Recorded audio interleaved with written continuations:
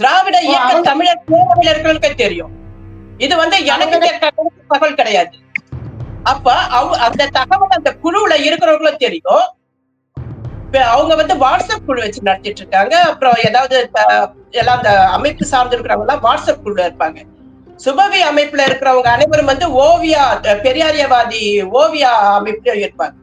அப்ப இவர்கள் 2 பேருக்குமான வாட்ஸ்அப் குழு இங்க இருக்கிறவங்க இங்க கலந்துரையாடல் இருப்பாங்க, இங்க இருக்கிறவங்க அங்கே போய் கலந்துரையாடுவாங்க. நிகழ்வுல நடத்தாக்க இருவரும் சேர்ந்து நிகழ்வுகள் நடத்துவாங்க.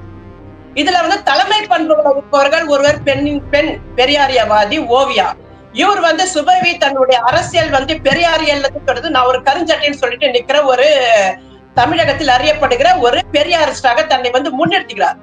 இவர்களுடைய எண்ணப்போக்கு எப்படி இருக்குதுன்றது நம்ம பார்க்கணும். இவர்கள் பெண்களை சரியான அரசியல் செய்ய விடுகிறார்களா, பேச விடுகிறார்களா அப்படின்னு பார்க்கறதுக்கு நம்ம உதாரணத்துக்கு சுபவியை எடுத்துப்போம்.